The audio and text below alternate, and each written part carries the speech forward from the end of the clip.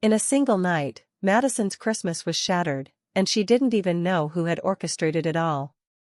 But when the truth begins to surface, she discovers that betrayal came from where she least expected, and that one revelation could change her entire family's destiny. On that night illuminated by the Millennium Park Christmas tree, Madison races against time as she faces the only person capable of preventing her ruin. And there, beneath the holiday lights, the past finally decides to speak. The evening of December 18th fell over Chicago with an unusual softness, as if the city were under a silent spell. The fine drizzle left the Christmas lights blurred, transforming each luminous point into small twinkling globes that decorated the metropolis as if the sky itself had descended to the streets.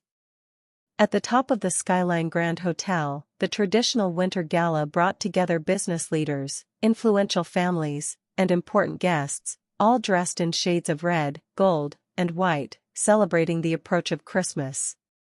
The main ballroom displayed a monumental Christmas tree, over 20 feet tall, decorated with handcrafted ornaments, silk ribbons, small bells, and golden lights that blinked in an almost hypnotic rhythm.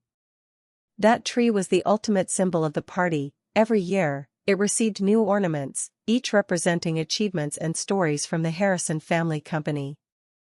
It was the true heart of the event, the spot where everyone took photos and made wishes for the coming year. Madison Harrison, wearing an elegant wine-red dress that shimmered softly under the lights, took a deep breath before the mirror in the reserved guest bathroom. Her hazel eyes carried nervousness, but also hope. For weeks, her boyfriend, Ethan Carter, had been dropping hints about something special he would do at the gala. His own mother had insinuated that Christmas would be unforgettable for the two of them. And Madison believed it. Her phone vibrated. A short but affectionate message. "You look beautiful, babe. The tree is waiting for you. Ethan." She smiled, adjusted a strand of hair, and headed toward the ballroom. As soon as she pushed through the golden doors, the soft music of violins enveloped her like an embrace. Couples danced, people chatted animatedly, and the scent of spices, cinnamon, clove, hot chocolate, hung in the air, giving the environment a magical atmosphere. But everything changed in less than a minute. The ballroom lights flickered abruptly. An uncomfortable silence took hold of the guests. The Christmas tree, which until then had been shining intensely, dimmed for a few seconds, as if it too had sensed the sudden change in the room's energy. Then the screen behind it lit up with a crack. Photos. Clearly doctored photos, grotesquely manipulated, but sufficient to cause impact. Madison in intimate conversations with Ethan's boss, Madison in suggestive poses in offices she'd never set foot in, Madison smiling with expressions that weren't hers. It was as if they had ripped away her true identity and pasted an empty face into false situations. The guests murmured. Some covered their mouths. Others raised their cell phones. And then came the voice, distorted, echoing through the speakers. "Before Christmas, the truth always appears, doesn't it, Madison?" The comment cut through the silence like an invisible blow. Madison stood frozen. Her legs felt like stone. Her breathing vanished. She tried to speak, but no sound came out. The sensation was of being trapped in a nightmare, watching the world crumble while unable to move. It was Ethan who appeared first, standing right before her. The white roses he was holding, symbol of the pure love he'd always promised, slowly slipped from his hands. The petals touched the floor so softly that the sound barely existed, but inside Madison it echoed like thunder. Ethan's face was a mosaic of emotions, shock, disappointment, doubt, and something Madison couldn't identify, perhaps fear of believing her. "Madison," he murmured, swallowing hard, visibly shaken. "Tell me this is a lie." She tried to respond, but her throat burned. The humiliation came in waves. "Ethan, But the sentence died there. People around began to comment, without restraint. "How shameful." Right at the gala. And the engagement proposal? Poor Ethan. I always thought she was too perfect to be true. Madison felt her heart collapse. She felt the weight of every look, every whisper, every judgment. Unable to breathe, she turned and ran to the terrace. The cold breeze hit her immediately, but brought no relief. At that moment, fireworks began to burst in the distance, rehearsal for the Michigan Avenue Christmas celebration. Reds, greens, golds, bright, festive, completely at odds with the pain she felt. The contrast hurt even more. The city below pulsed with life, but Madison felt invisible. When she finally returned inside, Ethan was already gone. His place beside the tree was empty. The white flowers, crushed on the floor, were proof that something had broken irreversibly. Her phone vibrated. Breakup notification. Ethan Carter has ended the relationship. Simple. Cold. Cruel. Her world went dark, like one more light on the tree losing its glow. Madison left the hotel in a daze. The taxi seemed to take her down a distant path, despite being only 15 minutes to her small apartment. Upon entering, the only light on was from her own Christmas tree, much smaller than the one at the gala, but full of meaning. Each ornament was a good memory. Each blink was a promise that now hurt. She sat on the couch and cried, hugging herself as if her own body could prevent the pain from escaping. After a few minutes, she heard the key in the door. "Maddie?" called a soft voice, trembling, yet full of love. It was her grandmother, Dorothy. With white hair pulled into a bun, an old coat, and a homemade panettone still warm in her hands. Her gaze said everything. She knew her granddaughter was suffering. Madison ran to her and collapsed in her arms. "My flower," murmured the elderly woman, stroking her hair. "When the world darkens, it's the tree inside here," she touched her granddaughter's chest, "that needs to light up again. Tomorrow, we'll go to the chapel. Christmas always brings answers to those who seek with an open heart." Madison cried a little more, but in that instant, she felt a small light, minimal, fragile, rekindle inside her. A spark. A beginning. The next morning dawned cold, despite being summer. A light breeze passed through the windows of Madison's apartment, making the ornaments on the small Christmas tree sway and tinkle softly. It was as if the tree, even in silence, was trying to talk to her. The smell of fresh coffee coming from the kitchen mixed with the sweet aroma of warmed panettone, reminding Madison that her grandmother was already awake. Dorothy, with her slow and affectionate gestures, was serving 2 cups. "Did you sleep, my flower?" she asked, without turning her face. "I slept, a little," Madison replied, her voice low, still fragile. "I can't stop thinking about what happened. It was all so fast, so unfair." The grandmother approached with the cup and sat beside her.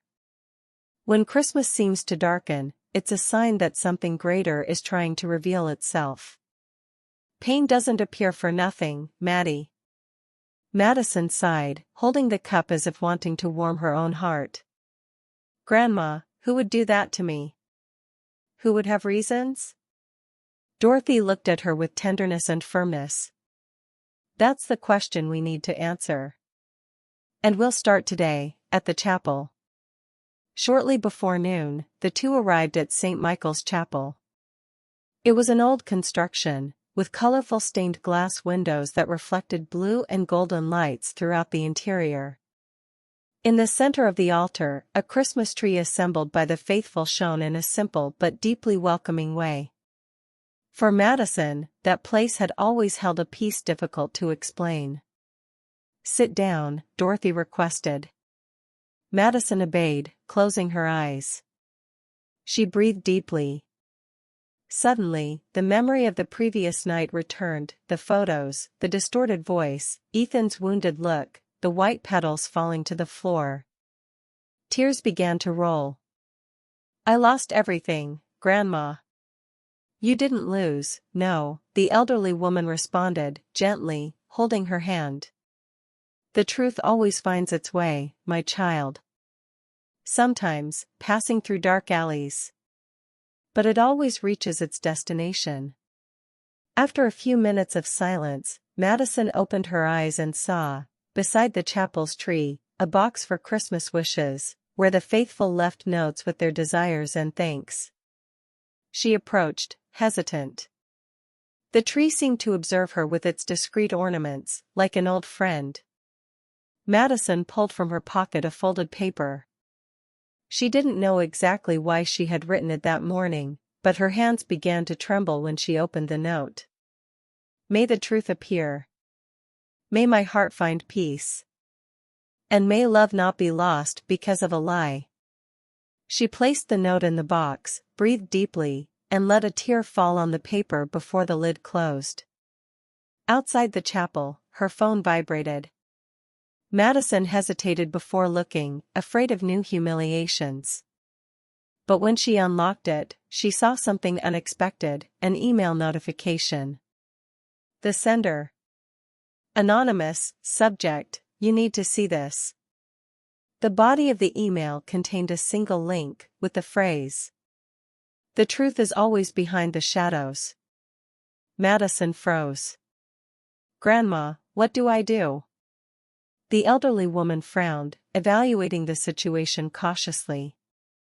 "If someone sends you a link, it could be dangerous. Let's ask for help from someone who understands these things. Or do you have someone you trust to see this?" Madison thought for a few seconds. Her heart tightened. "Ethan," she murmured without realizing. It was true. If there was anyone who knew the company, the backstage, the internal systems, it was him. And although he was hurt, and perhaps believing the lie, he was a fair man. He always had been. He would never let an injustice happen if he had a choice. But, did he want to hear her? Did he want to help her? The doubt hurt. Back at the apartment, Madison spent hours in silence, sitting on the couch, staring at the small Christmas tree blinking in the corner of the room. Each light seemed to say, "You are not alone." Around 4 in the afternoon, she finally took courage and typed, "Ethan, we need to talk. It's important. Send me your email. I want to show you something." She deleted the message twice before sending. She didn't expect a response so soon. But the phone vibrated just 10 minutes later. "Send it to me." That's all. There were no emojis. No affection. But there was also no aggression. A neutral sign, and neutrality is sometimes the door to dialogue. She forwarded the anonymous email and waited. She waited so long that the city lights began to turn on again, one by one, like stars waking at dusk. Dorothy was preparing tea when Madison's phone vibrated again. "Answer it, my child," the grandmother requested, noticing her granddaughter's tension. Madison picked up the phone. It was Ethan. "Hello," she said, her voice trembling. The silence on the other end lasted 3 long seconds, long enough to be an eternity. "Madison," Ethan said, with a low voice. "We really need to talk. I saw what you sent. This is serious. Very serious." Madison's heart leaped. "Do you believe I didn't do any of that?" she asked, afraid of the answer. Another pause. Then his voice came firmer. "I don't know what to believe anymore. But I also can't ignore that something's wrong. Very wrong." Madison felt a mixture of relief and pain. "Can we meet tomorrow?" he asked. "Yes. Of course we can." He sighed, like someone carrying a gigantic weight. "Madison, I need to show you something too. It's not just you who received strange messages." Her breathing failed. "What do you mean?" "Tomorrow. Face to face." And the call dropped. Madison stood still, static, with the warm phone in her hand. Dorothy came and placed her hand on her shoulder. The truth has started to move, my girl. The lights are turning on again. Now, you need to be strong. Madison looked at the Christmas tree, and for the first time since the tragedy, she noticed that the highest light, the one she always considered her favorite, was blinking with greater intensity. Like a sign. Like a call. And she understood. What she was about to discover would change not only the course of Christmas, but the course of everyone's lives. The next day dawned with a timid but promising sun in Chicago. Madison woke early, feeling a mixture of anxiety and hope. The conversation with Ethan was a chance to clarify everything, to show that the photos were a farce. She needed to be prepared, but she also felt that something greater was at stake, the true essence of Christmas, which was love, forgiveness, and reconciliation. Dorothy was preparing breakfast, humming an old Christmas melody. Madison smiled hearing the music, remembering past Christmases, when her grandmother took her to decorate the Christmas tree with colorful balls and golden bows. Nostalgia was a balm for her afflicted heart. "Grandma, do you think I can resolve this with Ethan?" Madison asked, while spreading butter on bread. Dorothy looked at her with that gleam of wisdom in her eyes. "My flower, Christmas is the time of year when the impossible becomes possible. Believe in the power of love and truth. They always find a way." Madison nodded, feeling a little stronger. She knew she needed to discover the truth behind that public humiliation. And Ethan, despite everything, could be the key to unraveling the mystery. At 3 p.m., Madison stood before Ethan's apartment door. She breathed deeply, feeling the weight of the situation, but also the determination to resolve everything. She knocked softly. "Ethan?" "It's me, Madison." The door opened slowly, revealing Ethan with a tired but relieved expression upon seeing her. "Come in," he said, stepping aside to give space. The apartment was decorated simply, but there was a small Christmas tree, with some blinking lights and sparse ornaments. Ethan indicated the couch and both sat, maintaining a cautious distance. "I read the email you sent me," Ethan began, his voice choked. "And I received something similar. Look at this." He handed Madison a white envelope, sealed with a Christmas tree sticker. Inside, there was a series of anonymous notes, each with a veiled threat or accusation similar to those she had faced. "Someone is trying to separate us, Madison.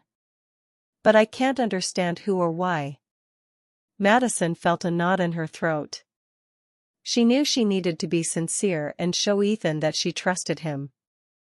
"I also received something similar. A link with an enigmatic message. I think we need to discover together." Ethan nodded, picking up his laptop. Both approached the Christmas tree, as if seeking the symbolic presence of the Christmas spirit to help them find clarity. "Let's open it," Ethan said, clicking on the link.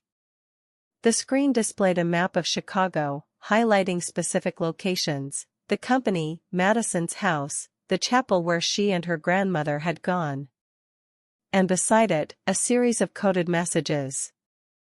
"It looks like a puzzle," Madison observed, leaning in to see better. Ethan began to decode the messages, using his IT skills. "The truth is where you least expect it," he read, after a few minutes of concentration. "This could mean something inside the company, something we haven't seen yet." Madison felt a chill down her spine. "We need to investigate. But not alone.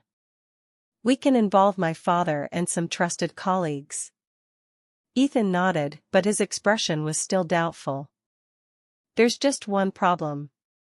We need to be fast. Christmas is coming and it seems time is against us." The next day, Madison and Ethan met with Robert Harrison, Madison's father and company director.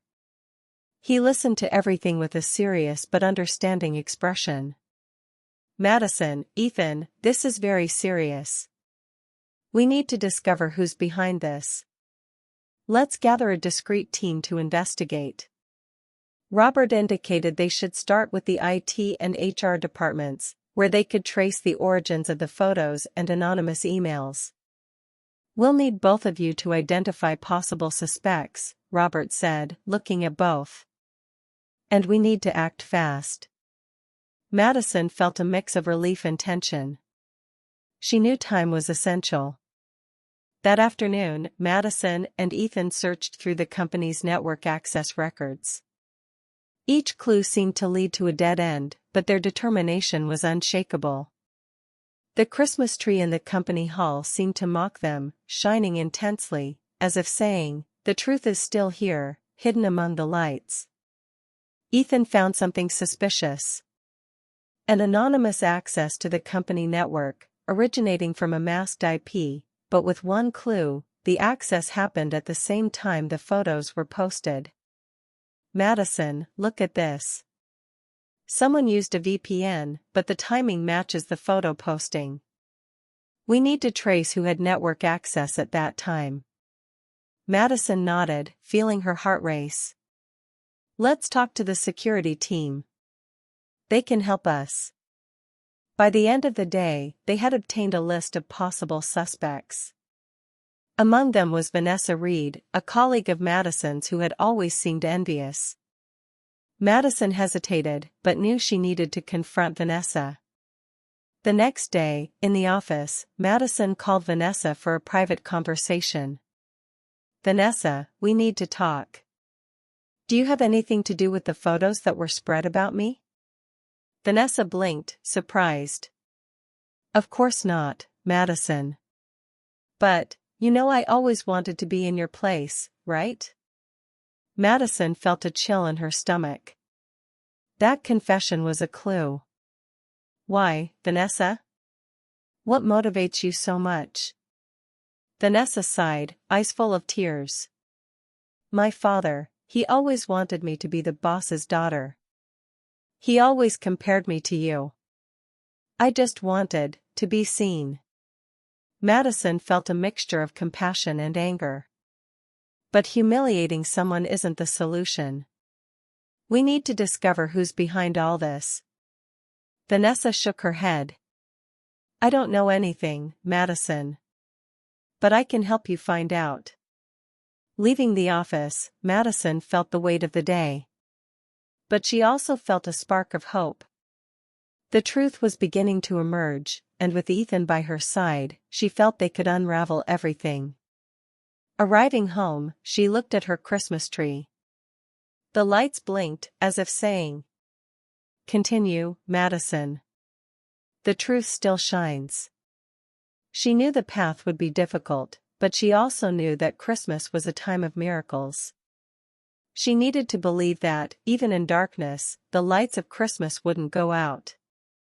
The day dawned foggy, with high clouds covering part of the Chicago sky. It was as if the weather reflected Madison's emotional state, dense, full of doubts, but still holding a glimmer of brightness, like the first lights of a Christmas morning. The investigation was advancing, but the truth seemed to play hide and seek, hiding among shadows that Madison couldn't decipher. In the apartment, the Christmas tree blinked in golden tones, illuminating the room with a welcoming calm. Dorothy, always attentive, was preparing hot oatmeal with cinnamon, while Madison got ready for another day of difficult discoveries. My flower, said the grandmother, bringing a bowl, today you need to have a firm heart. The closer you get to the truth, the more the shadows try to confuse the path. Madison smiled slightly. I'll try, Grandma. It's just that, all this is getting stranger and stranger. It seems like someone is pulling the strings from backstage. And they are, Dorothy responded, with serenity. But remember, no shadow resists for long when Christmas approaches. Light always wins. Those words warmed Madison in a way difficult to explain. There was strength in each syllable, as if the grandmother's voice carried memories of many overcome Christmases, many pains transformed into hope. Arriving at the company, Madison found Ethan waiting for her at reception. He looked tired, as if the previous night had been too long. "Did you sleep?" she asked, trying to smile. "Little. I kept thinking about what we found," he replied, running his hand through his hair. "Those network accesses, that wasn't an amateur. Someone planned everything very carefully." They went together to the IT room, where they would observe new system reports. The air in the corridor seemed heavy, loaded with tension, and perhaps something more, as if the building had recognized that secrets were beginning to be exposed. The technician in charge, Marcus, greeted them and opened the monitoring panel. "Well, I analyzed the suspicious accesses," he said. "And I found something you need to see." On the screen, a specific log showed that the user responsible for doctoring the photos had accessed not only the image folder, but also confidential board documents. Madison's eyes widened.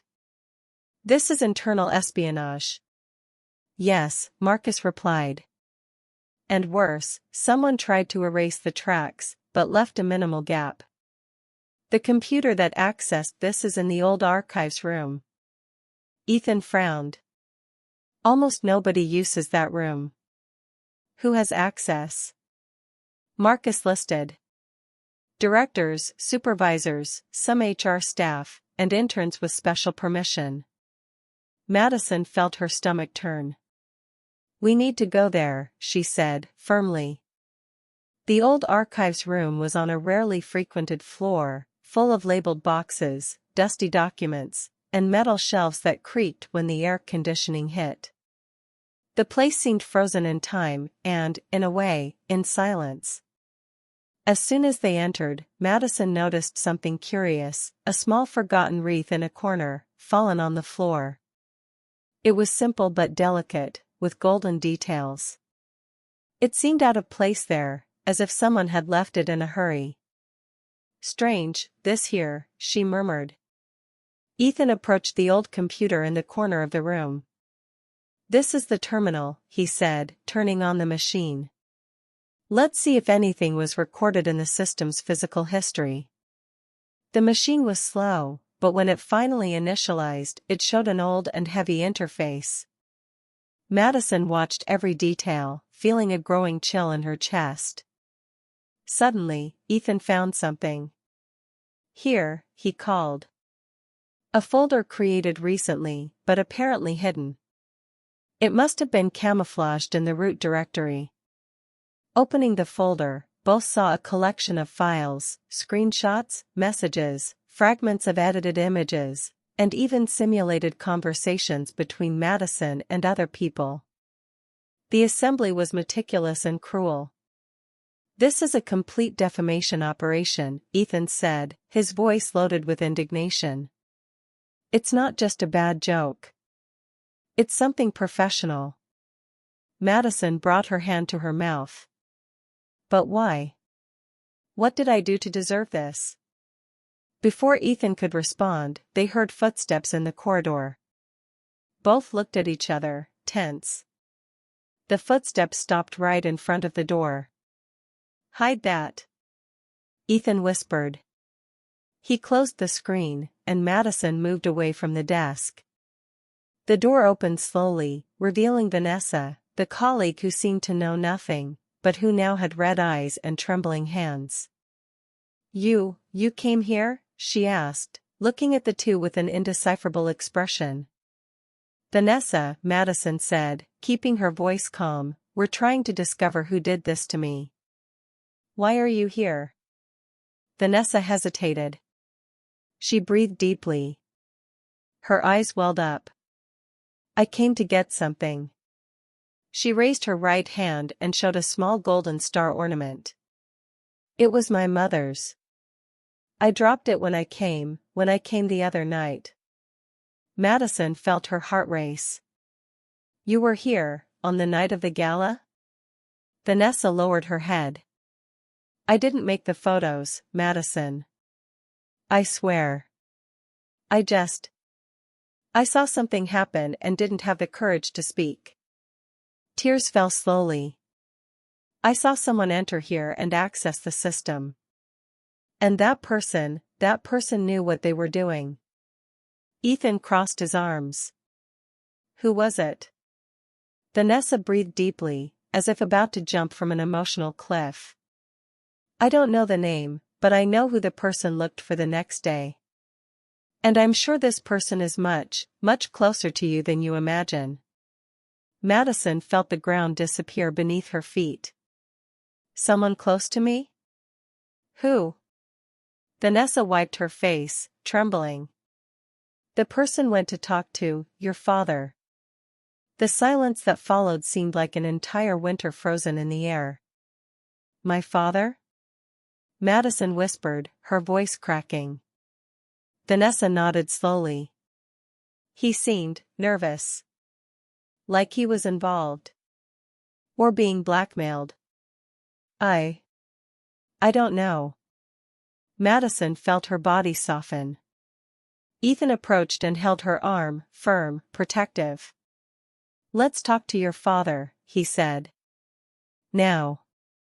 Madison breathed deeply, looking at the imaginary Christmas tree she always carried in her heart.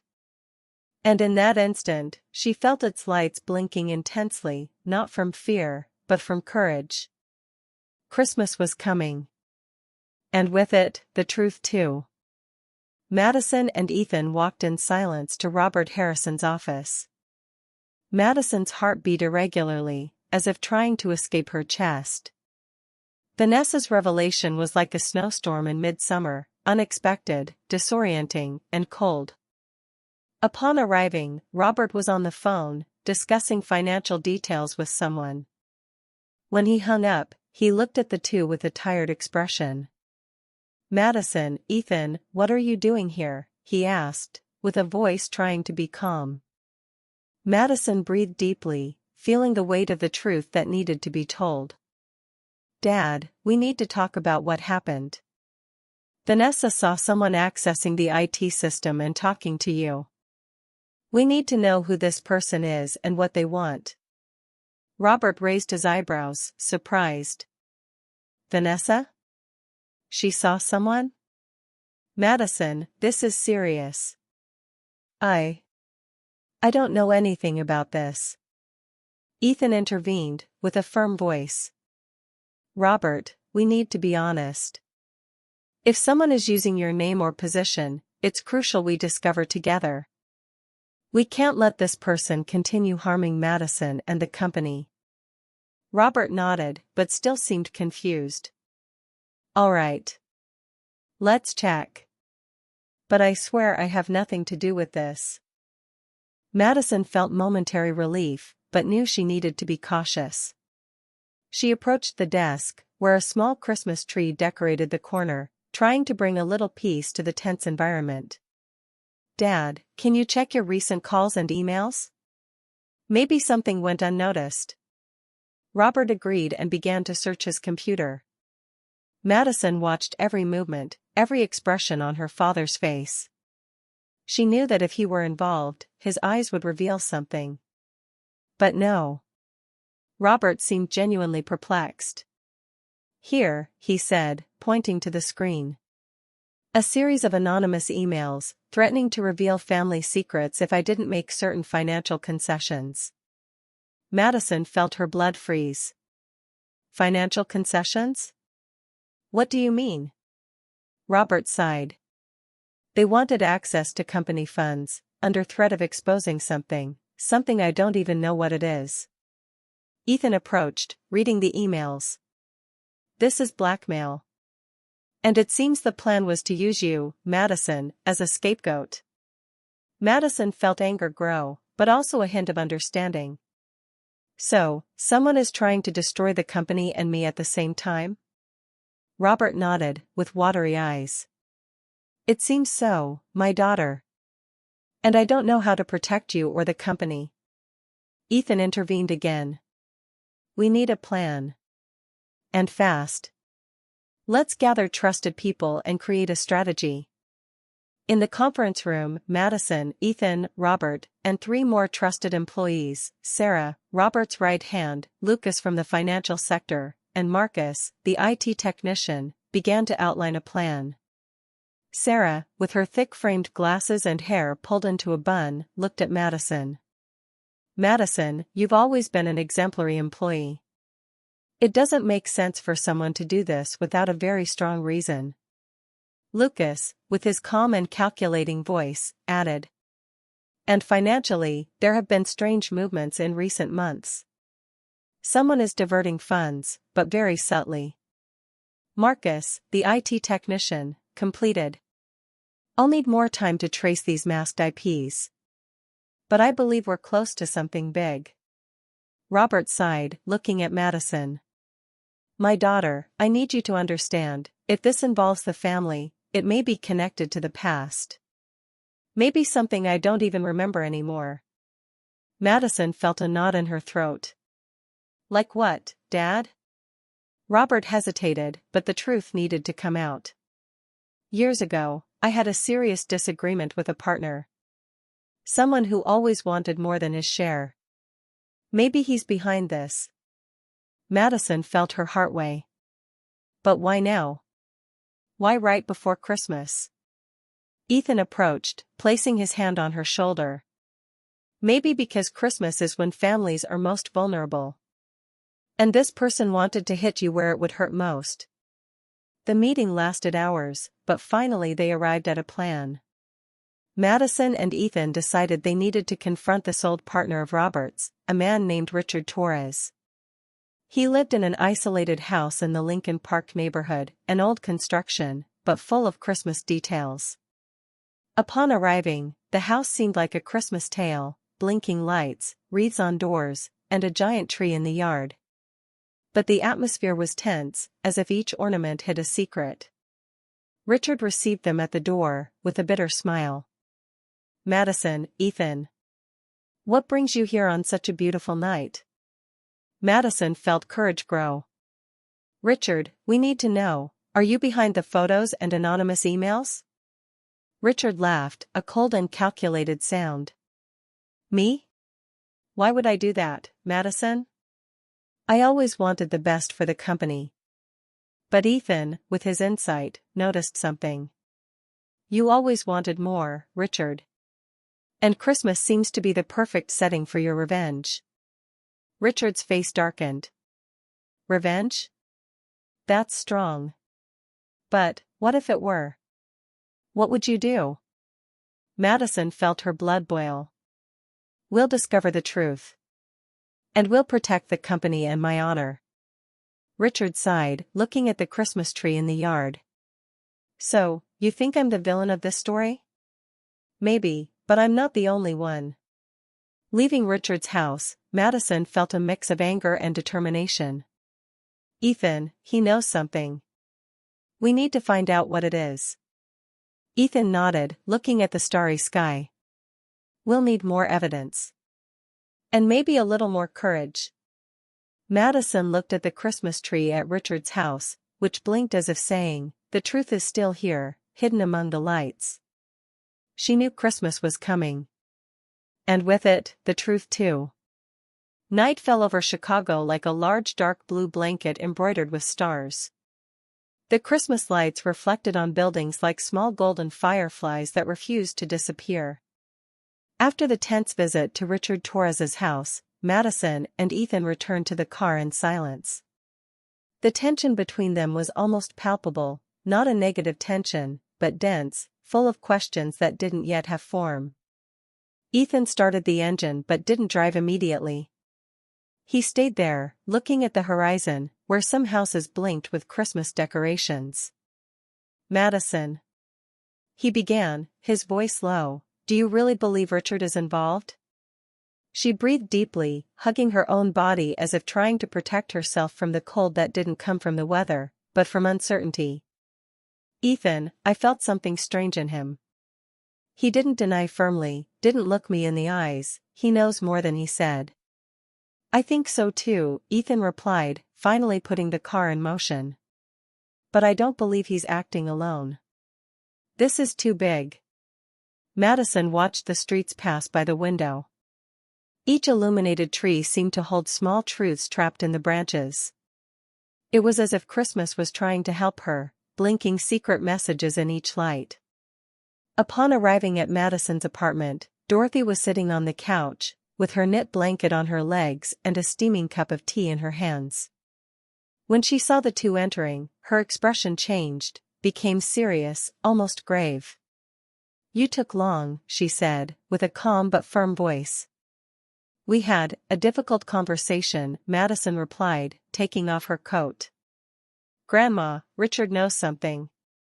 He let it slip. I felt it." Dorothy took a small sip of tea, thoughtful. "There are people, my flower, who carry heavy hearts. And Christmas, despite being beautiful, sometimes illuminates what they try to hide." Ethan sat beside Madison, knowing they needed to be clear. "Dorothy, we're almost certain someone is trying to destroy Madison and the company.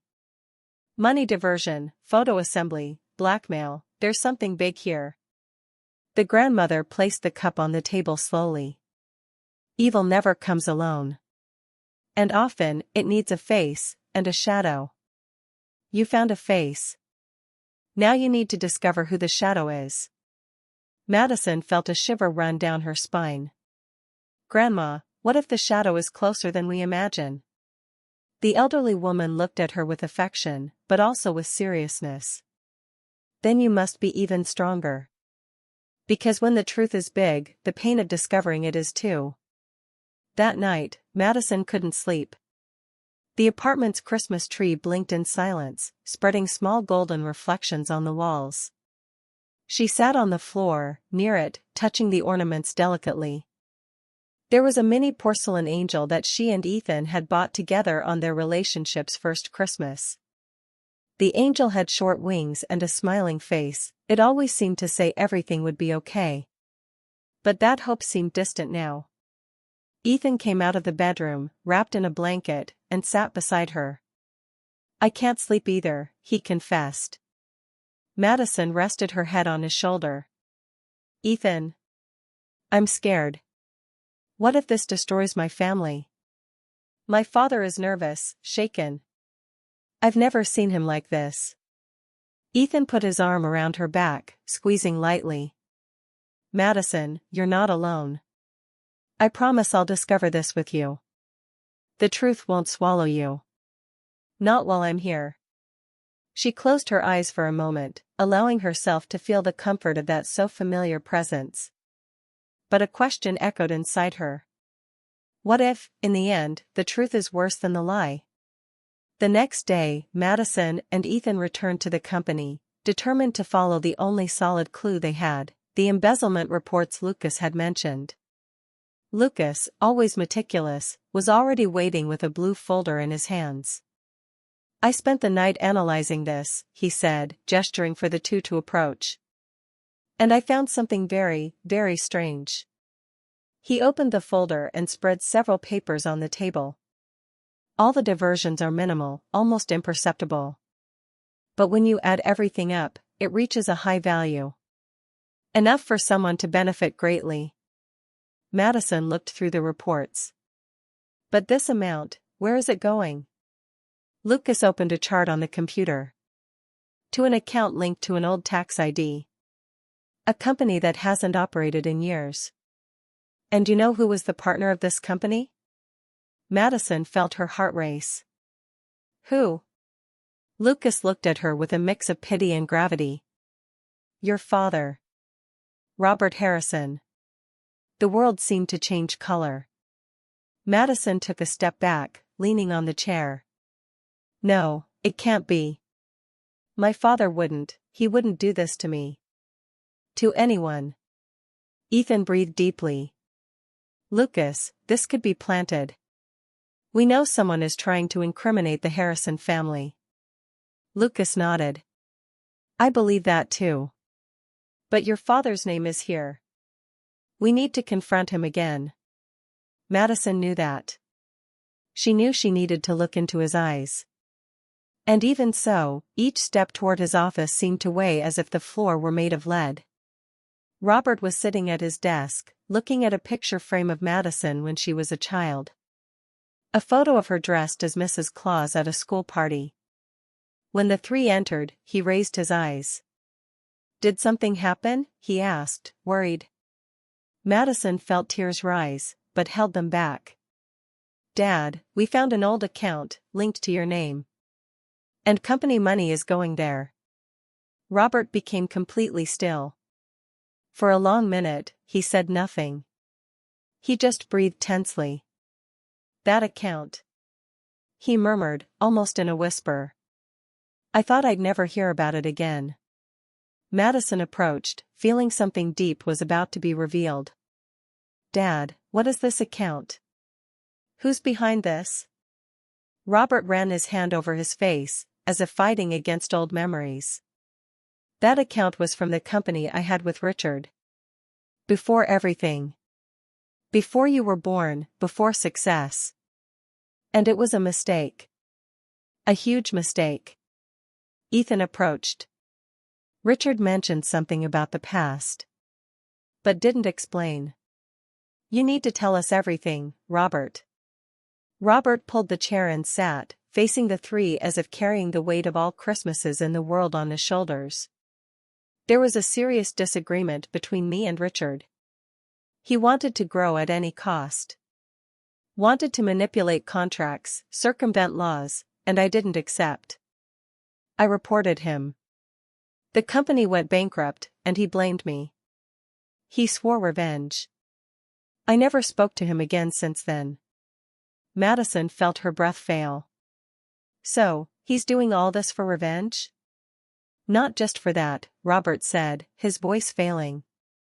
"He wants to recover the money he lost. And he wants to destroy what I built after." Ethan closed his eyes. "This means he's manipulating the old account. Using Robert's name to divert money and incriminate you both." Lucas completed. "And using Madison as an emotional target to destabilize everything." Madison felt a mixture of shock, sadness, and anger. "He destroyed my Christmas, my reputation, and is trying to destroy our entire family." Robert stood and hugged his daughter. "I'm sorry, my girl. I never imagined he'd go this far." Madison closed her eyes, feeling tears finally escape. But something changed inside her. Something burned with force. It wasn't fear. It was courage. "Then now," Madison said, wiping her tears, "we're going to fight. And we're going to expose everything. Before Christmas. Whatever it takes." Ethan squeezed her hand. "We're with you." And in that instant, the small Christmas tree on Robert's desk blinked in perfect synchrony. As if saying, "Light always wins." Continue. The next morning was born heavy, with gray clouds covering much of the Chicago sky. The air seemed loaded, as if the city itself was holding its breath before what Madison and her family were about to face. Few days remained until Christmas, but the sensation, for her, was of still being trapped in the darkness of the night when everything began. Madison woke before the alarm. The soft light from the Christmas tree illuminated the room with small golden points, as if trying to remind her that Christmas always holds a promise, even when the world seems about to collapse. She dressed in a light blouse, tied her hair, and walked to the living room, where she found Dorothy preparing tea. "Did you sleep, my flower?" the grandmother asked, without turning, as if she already knew the answer. "Not much," Madison admitted, sitting down. "My head won't stop, Grandma. Richard, my father's passed, this whole story became something so much bigger." Dorothy placed the tea before her, holding her hand with affection. "The bigger the truth, the bigger the shadow trying to hide it. But you're not walking alone. Christmas, my girl. Christmas always speaks to those who need to hear." Madison smiled, but her eyes still held restlessness. At the company, Ethan was waiting for her. His eyes betrayed a poorly slept night. "Lucas found something new," he said before even saying good morning. We need to go to the conference room. Madison felt her stomach tighten.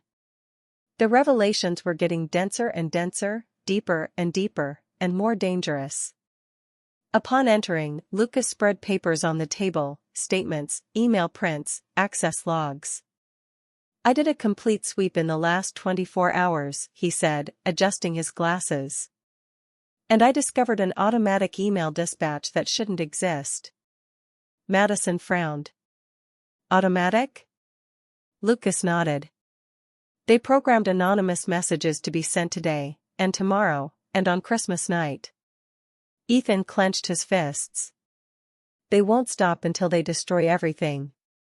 Lucas sighed. And there's more. I found a pattern in the masked accesses. It seems the person uses the same sequence of times. Like following a routine, almost ritualistic. Madison leaned in, looking at the charts. Why would someone do this? Ethan answered for her. Because they want attention. Whoever's doing this wants Robert and Madison to suffer. Wants everything to crumble publicly, slowly, painfully. Madison felt a chill run through her body. The cruelty of that plan was evident. We have to act fast, she said, firmly. But before they continued, Robert entered the room. His countenance was tired, yet determined. I have something to tell you, he said. Something I've hidden for years. I thought I'd buried that chapter, but it seems it came back to haunt me. Madison went on alert. She knew something big was coming. Robert breathed deeply. When I reported Richard, he tried to threaten me. Not just professionally. He said he'd destroy everything I loved. And, before I cut ties with him, he insinuated he had privileged information about the company. Information he could use someday. And you never told this? Ethan asked. I thought he was bluffing. Years passed. He disappeared. I went on with my life. Built the company, formed my family, thought that nightmare had ended. Madison held her father's hand. Dad, you're not alone. We'll solve this together. Robert squeezed her hand hard, like someone seeking support to keep standing. Faced with so much new information, the group decided to create a plan. Lucas would handle tracing the old account and checking if there were new deposits or movements linked to Robert's name. Marcus would work on IP triangulation to try to discover the exact point of masked access. Sarah would search for documents from old contracts involving Richard and Robert, trying to find any gap that could lead to a confession or physical evidence. Madison and Ethan would be responsible for following a new lead, a name that appeared in 2 different logs, Claude Whitmore, a former company employee who had been fired 3 years ago. Madison and Ethan went to Claude's address, in the West Loop neighborhood. The old building had a appealing facade, but decorated with a small green wreath on the condominium door, a nice attempt to maintain the Christmas mood, despite the simplicity. They went up to the 5th floor and knocked on the door. Claude? Ethan called. Silence. Madison knocked again. Claude Whitmore? We need to talk. It's about Harrison and Carter Company. There was a noise on the other side, slow, hesitant steps. The door opened just a crack. A thin man, with a tired look and sparse beard, looked at the two as if facing ghosts. I already know why you came, he said, with a hoarse voice. Anne. I didn't want it to reach this point. Madison felt her heart race. So you know who's doing this? Claude looked around, as if fearing being heard. Then he opened the door completely, allowing them to enter. The apartment was simple, but had a beautiful Christmas tree in the living room, small, but very well decorated. There was something sensitive in that detail, as if he wanted to preserve a good memory of life. Richard looked for me months ago, Claude confessed, sitting on the couch. He wanted someone who had worked at the company to help access old information. I said no. But. He lowered his head. I owed money. A lot of money. And he knew. Madison felt a tightness in her chest. He blackmailed you? Claude nodded. I helped recover some old accesses, but I swear I didn't participate in assembling the photos. I didn't know he'd use Robert's daughter in this. When I saw the damage that night. He wiped his eyes, emotional. I realized I'd become an accomplice to a monster. Ethan approached. Claude, you need to give us everything you know. Every detail. This can clear Madison and save the company. Claude sighed, defeated. I'll give it. Everything. Including the emails he sent me. And something you need to know. He looked directly at Madison. Richard isn't doing this alone. Madison felt the ground sink. Who else is with him? Claude hesitated for a few seconds too long. Someone who knows you closely. Someone who has access to personal information. Someone who was at the gala that night. The air seemed to disappear from the room. He said this person would be the key to emotionally destroying the Harrison family. And that without her, none of this would have been possible. Madison felt her skin crawl. Who is this person, Claude? He closed his eyes, as if the revelation were too heavy. And when he finally opened them, he said, it's someone you trust. Madison's heart beat so hard she almost heard it. Who? She insisted, with a firm voice. Claude breathed deeply.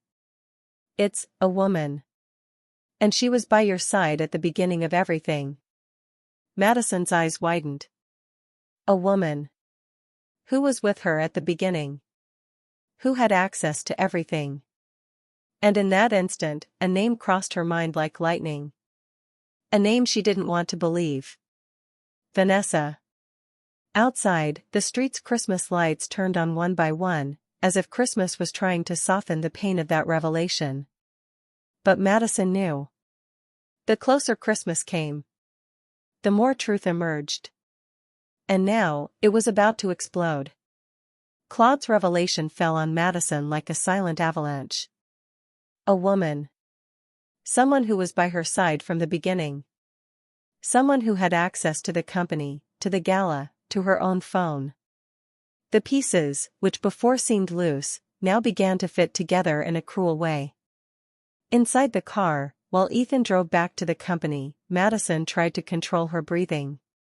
The city was all decorated for Christmas, huge trees in the squares, wreaths in windows, facades full of twinkling lights. It was as if all of Chicago was celebrating, completely ignoring the chaos dominating her life. Madison, Ethan said, with a calm but firm voice, do you think it's really who you're thinking? She closed her eyes for a moment. I didn't want to believe. But everything points to her. Vanessa was always around. Always appeared at the strangest moments. And she was at the gala that night. She knew you and I got secretly engaged. She had access to personal photos, to my schedules. And Claude said it was someone who knew me closely. Someone who saw my pains. Ethan gripped the steering wheel hard. This explains why she seemed so nervous the day we found her in the archives room. And remember what she said? Madison completed, her voice failing. I just wanted to be seen. That never left my head. The car entered the company garage. Madison breathed deeply. This would be one of the most difficult encounters of her life. Upon reaching the administrative floor, Madison looked for Vanessa. But her office was empty. Papers too organized, clean mug, computer off. It seemed she had disappeared. This is wrong, Ethan murmured. She always arrives early. Madison approached the desk and noticed a detail. A small Christmas ornament, a golden star, was missing from the top of the tree Vanessa always assembled in the office. The same star Vanessa held when she appeared in the archives room. The star. Madison whispered. She took it. Before they could reflect more, Lucas ran to them, breathless. Madison. Ethan. We have a problem. What happened? Madison asked, feeling her heart race. Lucas handed her a printed sheet, a recent movement receipt in the old account. Another transfer was made this morning, he said. And the amount was larger than all the others combined. Ethan's eyes widened. This means the plan is reaching its end. They're accelerating. Lucas nodded, breathing deeply. And there's more. The network logs show an invasion attempt today at 5 a.m. The access was made from the human resources sector. Madison felt her stomach turn. Vanessa's sector. The truth now wasn't just a suspicion. It was almost a scream. They ran to the conference room to warn Robert, but found the room in silence, and empty. The only thing on the table was a note. Carefully folded, as if someone had placed it there with a cruel ritual. Madison opened it slowly, feeling her hands tremble. Christmas reveals everything, Madison. Sometimes, even what should have been hidden forever. There was no signature. But the style, the handwriting, the poetic form of the phrase. Madison felt the pain of confirmation. It's Vanessa's writing, she said, her voice choked. I know it. She always left notes like this when she wanted to seem profound.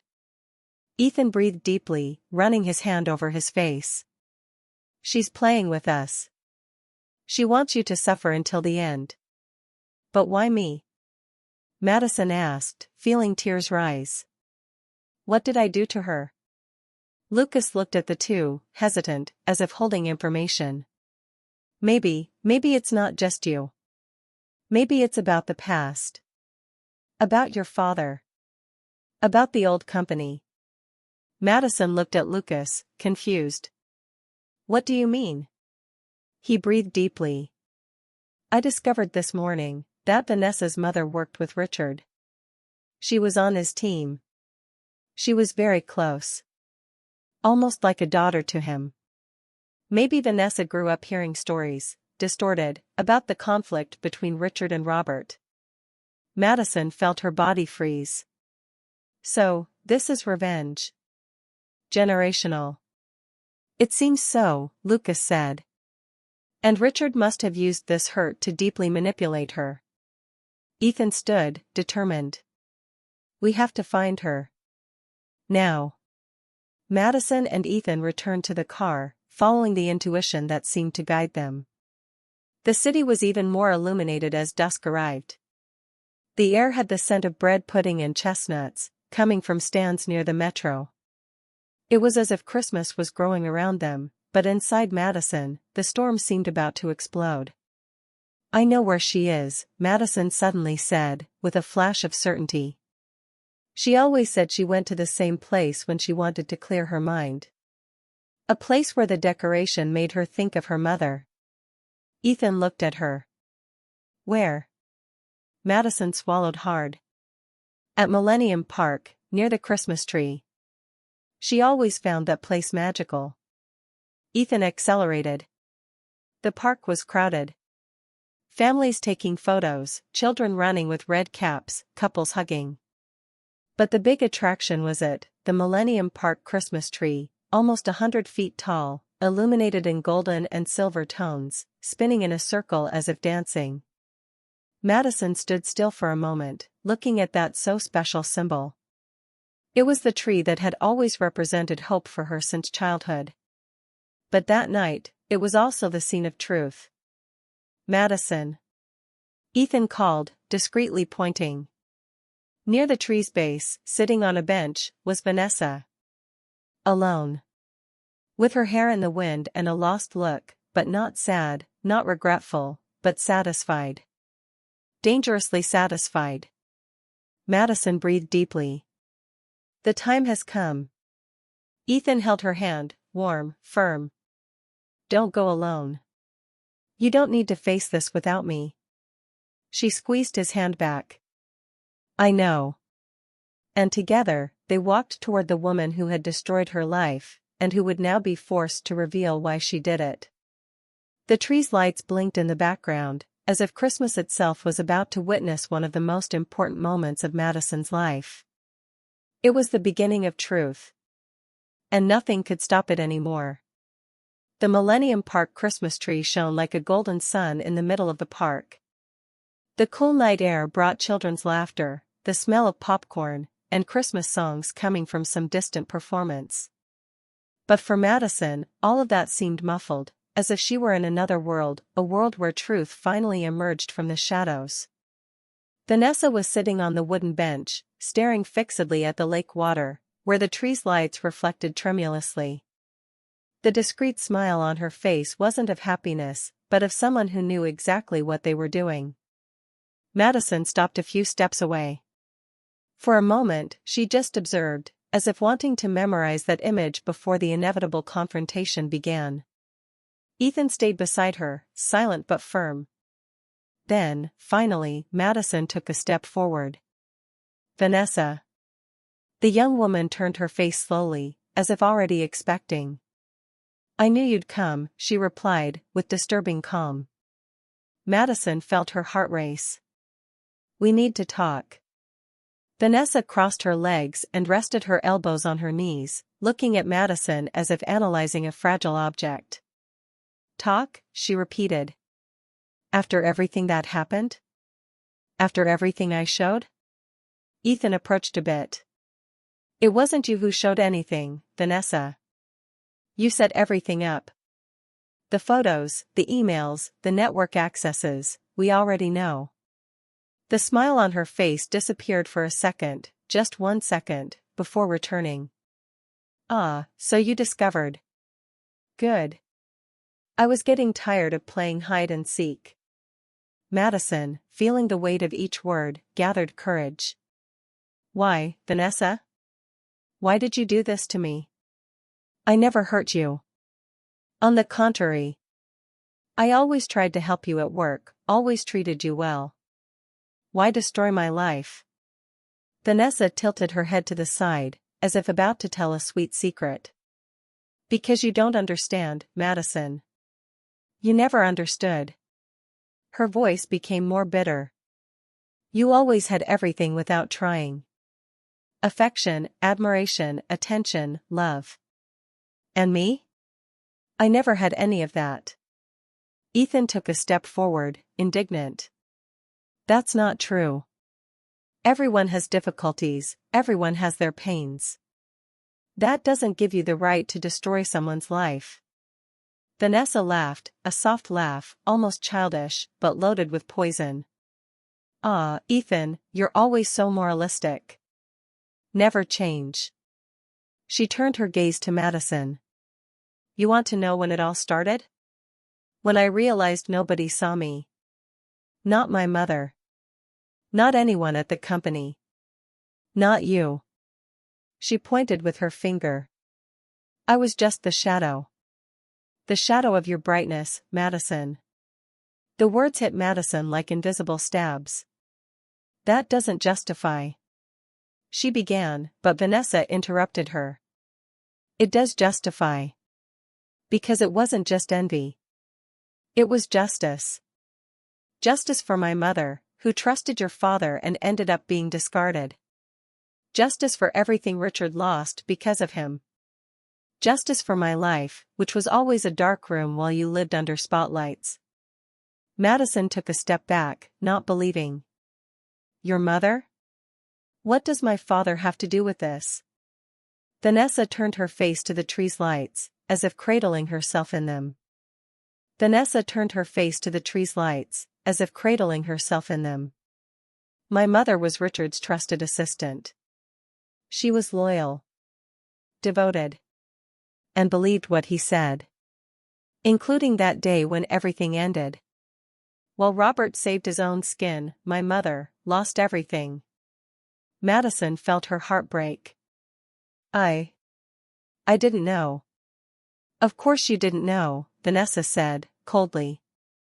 "You live in a perfect world, where everything is soft and golden. While I grew up hearing stories of how your family destroyed ours." Ethan approached.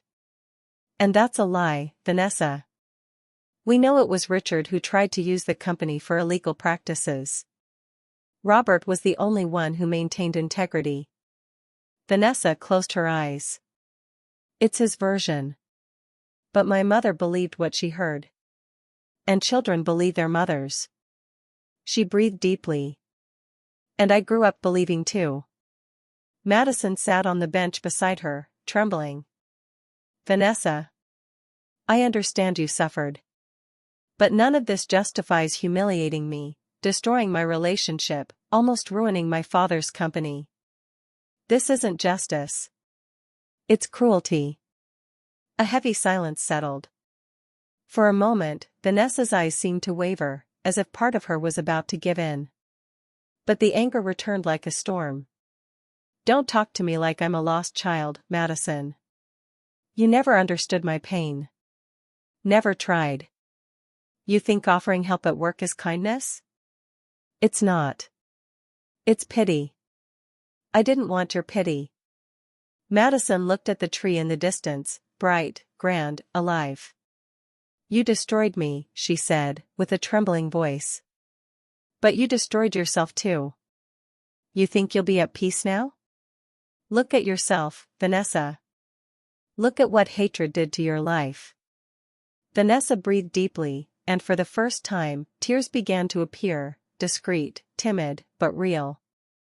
I just wanted someone to see me. Her voice failed. Just that. Ethan took a step back, feeling empathy and sadness mixed. We're seeing you now, he said. And that's why you need to stop. But Vanessa slowly shook her head. I can't stop. There's still one part of the plan left. And then I disappear. Madison despaired. What did you do, Vanessa? She smiled, sad, almost broken. I sent everything to the press. The documents, the photos, everything. Tonight. At midnight. When the tree does its last light show. Madison felt her legs weaken. No. Ethan grabbed her arm, firm. You didn't need to do this, Vanessa. It's a crime. You can be arrested. Vanessa finally cried for real, silent tears that flowed without resistance. I know. But it doesn't matter anymore. Nothing matters anymore. Madison, between urgency and a broken heart, tried one last card. She held Vanessa's hand. It does matter. Let's fix this. You can correct everything before midnight. You can prevent this tragedy. Nothing is lost yet. Vanessa looked at Madison. And in that moment, Madison saw the scared girl behind the mask of hatred. But the answer came weak, destroyed. I don't know if I can. The great tree illuminated the night with an explosion of golden light, reflecting in the eyes of the three people before it. And Madison understood. The hour of truth had arrived.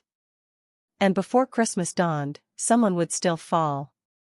Midnight approached like an inexorable judge. The clock hands moved, and with each second, Vanessa's threat grew more real. Madison knew she had almost no time, maybe just minutes, to keep everything from collapsing. She held Vanessa's trembling hand, looking straight into the eyes of the young woman who had become her enemy, yet who now appeared simply as someone broken by lies, by loneliness, by years of inherited resentment. Vanessa, listen to me, Madison said, her voice firm but warm. You can still stop this. You can undo the upload before it goes out. There's still time. Vanessa's breath faltered. Her lips trembled. I can't. I don't have the remote access password anymore. I gave it to Richard. He has full control now. Ethan stepped forward, jaw tense, mind working fast. Then we go to him. Right now. Where is he? Vanessa pointed weakly to her purse. He said he'd be at the old Harrison and Carter building. The abandoned one. He wants to be there when everything detonates. He wants to watch it happen. Madison turned toward the massive Christmas tree nearby, the lights glowing gold, steady, unwavering, and felt something ignite inside her. Strength. Determination. A will that didn't break. "Let's go," she said. "We'll stop this. Together." The abandoned headquarters stood like a ghost of the past, silent, cracked, its faded sign barely visible under the streetlights. It was where Madison's father had once dreamed, built, created, long before someone twisted that history into something dark. The front door was already open. Inside, the hall lights flickered with a faint buzzing hum, as if the building were exhaling memories. Madison, Ethan, and Vanessa climbed the creaking stairs to the third floor. And there he was. Richard Torres. Sitting in a worn office chair. Back straight. Hands poised above a battered laptop. Beside him stood a tiny cardboard Christmas tree, patched, bent, its star crooked. A mockery of hope. Richard lifted his gaze when they entered. "Oh," he murmured, smiling with bitter satisfaction. "The whole family. How festive. How poetic." Madison stepped forward. "Richard, end this. Now. Stop the transmission." He laughed, sharp, echoing, jagged like ice cracking on concrete. "Stop? When I'm seconds away from justice?" He glanced at the old wall clock. 3 minutes left. Ethan stepped beside Madison. "This isn't justice, Richard. It's vengeance. And vengeance only destroys." Richard walked to the window and stared at the glowing city below, thousands of Christmas lights blinking like tiny beating hearts. "You know what justice is?" he asked. "It's when the world finally sees what kind of man Robert Harrison really is. A traitor. A coward. Someone who—" "No," Madison cut in. "He did what was right. He stopped illegal actions you were planning. You lost because you were wrong. And you still can't accept that." Richard spun around, rage igniting in his eyes. "I was his friend. His brother in everything but blood. And he betrayed me. He destroyed me." "You destroyed yourself," Madison said. "And you're still doing it." Richard marched back to the laptop. "Well, in less than a minute, the world will know my version. And that's all that matters. Truth won't matter anymore." Ethan's eyes widened. But then, something unexpected happened. Vanessa moved. She stepped right between Richard and the laptop and slammed the screen shut. "No," she said, voice steady for the first time. "I won't let you." Richard stared at her, stunned. "What do you think you're doing?" Vanessa breathed hard, tears spilling. "I was wrong. We were wrong. My mother believed you because you twisted everything for her. And I let you twist me too. I hurt people who never harmed me. I hurt her." She looked at Madison. "I hurt you, for nothing. For a lie." Richard's face contorted with rage. "Vanessa, step away from that computer. Now." But she didn't move. "No," she said, her voice breaking but resolute. "I won't. Not anymore." Richard lunged toward her, but Ethan intercepted him, pushing him back against the wall with enough force to knock the wind from his lungs. "Don't," Ethan said, his voice low and dangerous. "Don't you dare touch her." Richard struggled, but Ethan held firm.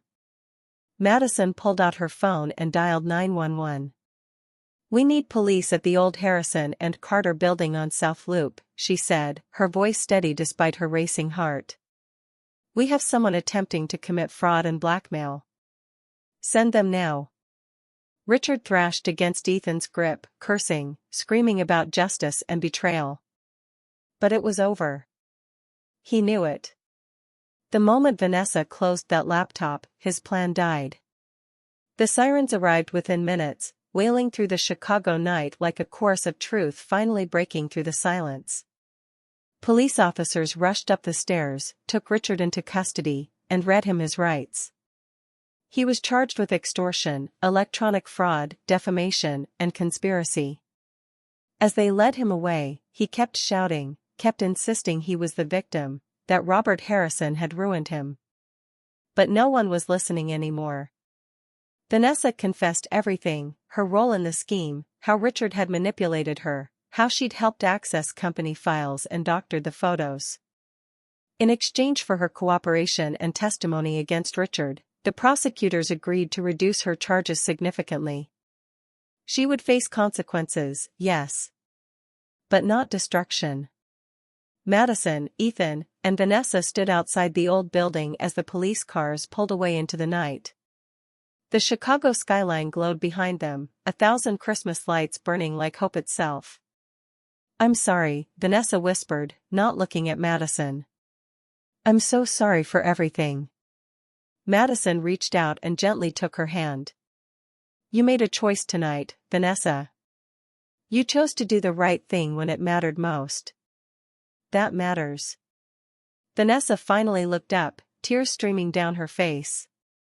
Do you think I can ever fix this? Fix what I did?" Madison squeezed her hand. "I think Christmas teaches us that redemption is always possible. If you're willing to work for it." Ethan placed a hand on Vanessa's shoulder. "You're going to need a good lawyer. And probably therapy. But yes. I think you can come back from this." 3 days later, Christmas Eve. Madison's apartment was warm and filled with the scent of cinnamon, nutmeg, and roasting ham. Dorothy moved through the kitchen with practiced grace, humming an old carol. Robert sat in the living room with Ethan, the two of them laughing about something from years ago, a shared memory that felt like a small miracle after everything. The Christmas tree in the corner blinked steadily, each light a tiny beacon of survival, of truth, of love persisting through darkness. Madison's phone buzzed. A text from Vanessa. "Thank you for believing in me when I didn't believe in myself. My mom and I are going to the chapel tomorrow morning. We're going to pray together for the first time in years. I don't know if God listens to people like me, but I'm going to try. Merry Christmas, Madison." "And I mean it." Madison smiled, feeling something warm settle in her chest. She showed the message to Ethan, who read it and nodded slowly. "She's going to be okay," he said. "It won't be easy, but she's going to be okay." Dorothy called them all to the table. The four of them, Madison, Ethan, Robert, and Dorothy, sat together as the city outside continued its Christmas celebration. They ate, they laughed, they told stories. Robert's eyes were still a little sad when he talked about Richard, about the friendship that had turned to poison. But there was also relief there. Truth had won. Light had won. After dinner, as Dorothy cleared the plates, Ethan pulled Madison aside. "I need to ask you something," he said, his voice suddenly nervous in a way she'd never heard before. "What?" Madison asked, her heart already beginning to race. He reached into his pocket and pulled out a small velvet box. Madison's breath caught. "Madison Harrison," Ethan said, dropping to one knee, "I was supposed to do this at the winter gala. I had it all planned. But life had other ideas. And maybe this is better. This is real. This is us, after everything." He opened the box. Inside was a diamond ring, elegant, simple, perfect. "Will you marry me? Not because it's what we planned. But because you're the bravest, most compassionate, most extraordinary woman I've ever known. Because you faced darkness and chose light. Because I love you." Madison felt tears spill down her cheeks. "Yes," she whispered. "Yes, yes, yes." He slipped the ring onto her finger and kissed her as Dorothy and Robert applauded from the kitchen. Christmas morning. Madison woke to sunlight streaming through the windows and the smell of fresh coffee and chocolate cake. Dorothy was already in the kitchen, as she always was, preparing the special breakfast that marked the beginning of their Christmas day. "Good morning, my flower," the grandmother said, embracing her granddaughter. "Did you sleep well?" "Better than I have in months," Madison replied, hugging her back. "For the first time since that night at the gala, I actually slept peacefully." Dorothy smiled, her eyes bright with that ancient wisdom she always seemed to carry. "Because you learned the most important lesson Christmas has to teach, that love and forgiveness always triumph over hatred and revenge. That light always finds a way, no matter how deep the darkness." The family gathered around the Christmas tree.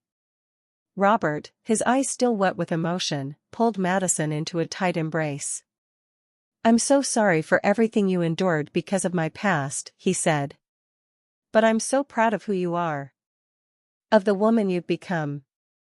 Madison hugged her father fiercely. "We got through it together, Dad. All of us. That's what matters." As the morning progressed, Madison found herself standing alone before the Christmas tree, watching the lights blink in their steady rhythm. Each light represented something: a moment of fear overcome, a truth revealed, a heart transformed. She thought about Vanessa, probably at the chapel with her mother right now. She thought about Richard, in custody, finally facing consequences. She thought about her father, who had carried the weight of old betrayals for so long. And she thought about how Christmas, in all its magic and mystery, had stripped away all the lies and left only truth standing. Ethan came up behind her and wrapped his arms around her waist. "What are you thinking about?" he asked softly. "That we made it," Madison said. "That we actually made it through." "We did," Ethan agreed. "And we're going to make it through everything else too. Together." Madison leaned back against him, watching the tree's lights dance. Outside, Chicago was alive with Christmas joy, families celebrating, children laughing, the city glowing with 1,000 tiny lights. But inside this apartment, in this moment, Madison felt something even more profound. She felt peace. She felt home. She felt the truth that Christmas whispers to those who listen, that no matter how dark the night becomes, the light always returns. That love is stronger than revenge. That forgiveness is possible. That redemption waits for those brave enough to reach for it. The Christmas tree blinked one more time as if giving its blessing. And Madison Harrison, surrounded by the people she loved, finally understood what the holiday had been trying to teach her all along. 1 year later. The wedding took place on Christmas Eve, exactly 1 year after the chaos began. Madison wore a white dress with subtle gold threading, a nod to all those Christmas lights that had guided her through darkness. Ethan stood at the altar, his eyes never leaving hers as she walked toward him. Dorothy cried happy tears. Robert walked his daughter down the aisle, his face glowing with pride and love. And in the third pew, Vanessa sat with her mother. She'd spent the year in therapy, making amends, rebuilding her relationship with her mother, and slowly learning to forgive herself. She'd also testified against Richard in court, her testimony helping to secure his conviction on multiple counts. As Madison and Ethan exchanged vows, the chapel's Christmas tree, decorated with white lights and gold ornaments, seemed to shine brighter than any tree had ever shone before. "I promise to love you," Ethan said, his voice steady and sure, "through every season. Through darkness and light. Through truth and lies. I promise to stand beside you always." "I promise to believe in you," Madison replied, "even when you doubt yourself. I promise to choose love, always. And to never forget that light always finds a way." When they kissed, the entire chapel erupted in applause. Outside, snow began to fall, soft, gentle, pure, covering Chicago in a blanket of white. It was as if the city itself was celebrating, as if the universe was affirming that yes, love had won. Truth had won. Light had won. As Madison and Ethan walked back down the aisle together, hand in hand, she caught sight of the Christmas tree one final time. And she understood, with absolute certainty, that this was how Christmas stories were supposed to end. Not with perfect beginnings, but with hard-won truths. With redemption earned through courage. With love that had survived the test of darkness. With light that refused to be extinguished.